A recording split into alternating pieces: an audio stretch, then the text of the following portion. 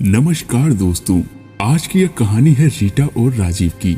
बहुत समय बाद रीटा अपने सामने राजीव को देखकर वह हैरान ही रह गई, लेकिन बाद में अपने आप को संभालते हुए सिर्फ फॉर्मेलिटी के लिए उसने न चाहते हुए कहा, हेलो राजीव, कैसे हो? जिंदा हूँ, राजीव ने कड़वे लहजे में जवाब दिया। उसके जहन में पिछले कई सालों से जो सवाल एक सूल की भांति चुभ रही थी, वह आज बाहर निकल ही गई।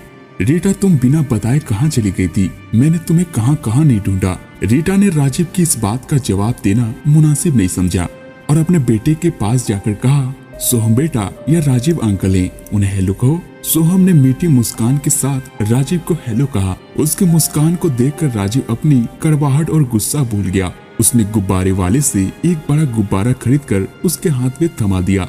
रीटा सोहम की अंगुली पकड़कर अब सड़क के दूसरे छोर पर चलने लगी। सामने की मल्टी में ही उसका फ्लैट था। राजीव ने सोहम का दूसरा हाथ पकड़ लिया।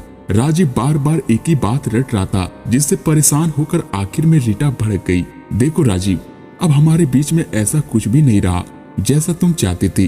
कहीं मेरे पति ने तुम्हें मेरे साथ देख लिया तो मेरी गृहस्थी बर्बाद हो जाएगी। भगवान के लिए यहाँ से चले जाओ, प्लीज राजीव, यहाँ से चले जाओ, रीटा ने मुंह फेरते हुए कहा। आज रीटा पूरी तरह बदल चुकी थी। यह वही रीटा थी जब कभी राजीव के प्यार में अपनी जान देने के लिए भी तैयार हो जाती थी।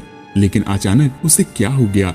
आधी अधूरी बातों से राजीव को यह तो मालूम हो गया कि रीटा ने लंदन में एक बड़े उद्योगपति मोहन अग्रवाल से उसी समय शादी कर ली थी जब वह मुंबई में था। यह रिश्ता रीटा के लिए चाचा जी लाए थे। उस वक्त रीटा असमंजस में थी कि वह किसे चुने। एक तरफ राजीव था और दूसरी तरफ मोहन। मोहन के सामने राजीव की औकात फूटी कौड़ी की भी नहीं थी। उसके पास पुरखों की जायदाद और एक बड़ा कारोबार था। घर में 10-10 नौकर थे। वह रीटा के वो सभी सपने पूरे कर सकता था जिसे वह दिन रात देखती थी। जबकि दूसरी ओर राजीव के पास उस वक्त रहने के लिए खुद का एक कमरा भी नहीं था। काफी सोच विचार कर अंत में रीटा ने प्यार के बदले पैसे देकर मोहन से शादी कर ली और उसका पूरा परिवार दिल्ली छोड़ लंदन जा बसा। बेचारा राजीव आखिर तक यह बात नहीं जान पाया कि वह सालों से जिस लड़की की प्रतीक्षा कर रहा है, वह आज एक लड़के की मां बन चुकी है और मुंबई में अपने एक रिश्तेदार की शादी के लिए आई है। राजीव, अब तुम वापस चले जाओ, मेरे परिचितों का घर आ गया है, वो हम दोनों को जानते हैं, प्लीज चले जाओ। रीटा ने सामने वाली बिल्डिंग की ओर इशारा करते हुए कहा। लेकिन रीटा, मेरी बात तो सुनो। राजीव अपनी बात पूरी भी नहीं कर पाया और रीटा ने अपने पति का विजिटिंग कार्ड देकर मल्टी के भीतर चली गई। कार्ड में लिखा था, mister Mohan Kumar Agarwal, MD Fortune private limited, London. उस मल्टी में 2 दिन तक शादी का माहौल रहा। शादी खत्म होने के बाद जब रीटा अपने परिवार के साथ लंदन जाने के लिए रवाना हो रही थी, तभी मल्टी के चौकीदार ने उसे एक लेटर दिया और कहा कि मैडम, यह एक साहब आपके लिए छोड़कर चले गए हैं। यह वही लेटर था जो रीटा आज पढ़ रही थी।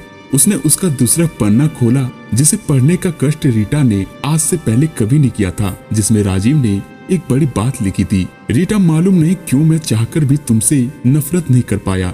तुम्हारे जाने के बाद भी मुझे हमेशा ऐसा लगा कि तुम मेरे साथ हो। रीटा, तुम नहीं हो फिर भी हमेशा ऐसा लगता है तुम मेरे साथ हो। जब भी कोई बात होती है तब लोगों से मैं तुम्हारी बात छेड़ देता हूँ। तुम्हें मेरी वो आंखें हो जो मुझे सुनी और तन्हा राहों में रास्ता दिखाती है। तुम्हारी मुस्कान को याद करके मैं दुनिया भर का गम भूल जाता हूँ। मैं तुम्हें कल भी प्यार करता था, आज भी करता हूँ और हमेशा करता रहूंगा। हो सके तो अगले जन्म में जरूर मिलना। सदा तुम्हें प्यार करने वाला राजीव। रीटा ने लेटर के नीचे देखा, जिसमें उसी कंपनी का पता लिखा था जिसमें रीटा के पति काम करते थे।